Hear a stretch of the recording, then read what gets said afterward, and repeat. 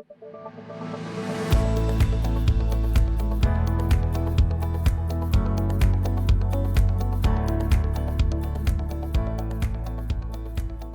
I'm Dr. Paul Batty. I'm a postdoctoral fellow at Queen's University, Kingston, Ontario. I'm going to give an overview of a presentation that we gave at the recent EHAD Congress on characterization of AAV vector persistence after long-term follow-up in the Hemophilia A dog model. Long-term expression of the factor VIII and factor IX transgenes following a single AAV vector infusion has been described in preclinical and clinical studies. There are, however, many questions on how AAV vectors persist and result in transgene expression, whether predominantly as episomal non-integrated forms or by integration into the host genome.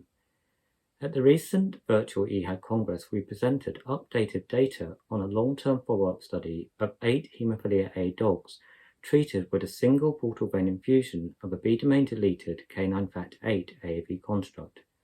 In this study, we observed durable treatment response after more than 10 years follow-up in 6 responding dogs who had a mean terminal chromogenic factor VIII activity of 5.7% and an improvement in their bleeding phenotype. Additional information on the outcomes in this cohort can also be found in 2 accompanying short presentations from the ISTH 2020 Congress on this website. We have previously described persistent AAV vector genomes within the liver at post-mortem in all dogs in this study regardless of their treatment response. As an extension to these studies, we went on to evaluate regional distribution of AAV factor VIII copies and transgene expression within the liver using DNA and RNA co-isolated from multiple liver samples and regions by digital droplet PCR and RT-PCR. In these samples, we see that in some dogs, the number of detectable AAV vector genomes is similar regardless of the sample or the region that we study. Interestingly, in other dogs, however, there's more marked variation in the number of vector genome copies that we can detect, depending on the region and/or sample that we analyze. These regional differences require further evaluation in clinical studies to see if similar findings are seen from cord biopsies. We then studied the contribution of episomal and integrated vector forms in the liver using a targeted sequencing approach to detect vector and/or vector genome junctions. This data shows that AAV vectors preferentially persist in an episomal non-integrated form a decade after vector delivery, with these forms making up on average 95.4% of the read count. We went on to enumerate the frequency of these integration events seen, and we could detect integration events in all liver samples that we studied. The average frequency of these events was 9.55 times 10 to the minus 4 integration sites per cell, with most, 94%, falling in intergenic regions of the dog genome. These frequencies are similar to those that have been previously reported after shorter follow-up in primates and humans following AAV gene therapy. When we looked at the sites of these integration events relative to annotated genes in the dog genome, we found that these tended to cluster more commonly in some regions than others, which we have denoted as common integration sites. The closest genes to these common integration sites were KCNIP2, CLIC2, ABCB1, factor VIII, and the albumin genes. With the exception of integrations in the canine factor VIII and albumin genes, all of the other top 10 common integration sites occurred in intergenic regions.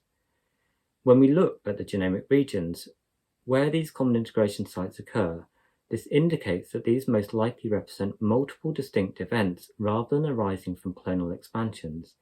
Nevertheless, these results indicate that AAV vector insertions are not random and occur repeatedly in selected regions of the host genome.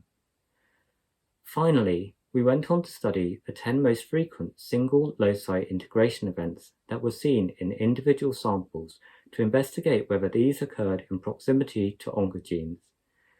For this analysis, we studied 2 samples from each of the 8 dogs, resulting in a dataset of 160 top 10 integration loci, and this dataset is different from the dataset of common integration sites. As there's no cancer gene database for dogs, we performed a liftover of these integration sites to the human genome, where the positions were assigned to the nearest annotated gene and referenced to the cancer gene census database. Integrations proximal within 100 kilobases to an oncogene accounted for only 8 out of 160 of these top 10 events, with integration proximal to the MET gene, which encodes the hepatocyte growth factor receptor, accounting for 5 out of 8 of these events in 3 animals. We studied the potential effects on MET expression in multiple liver samples from each of the dogs by RT-PCR. No upregulation of MET expression was seen in any of the AAV-treated dogs compared to either untreated hemophilia or normal controls. So in summary, these studies have demonstrated long-term stable factor VIII expression with an improvement in the bleeding phenotype. Factor VIII expression is derived from the liver, where the distribution of vector genome copies and mRNA expression is not uniform.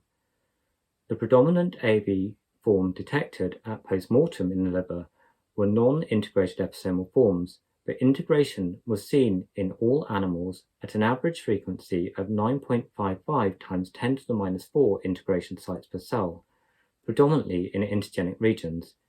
And lastly, and importantly, despite the finding of common integration events, there was no evidence of liver carcinoma at postmortem.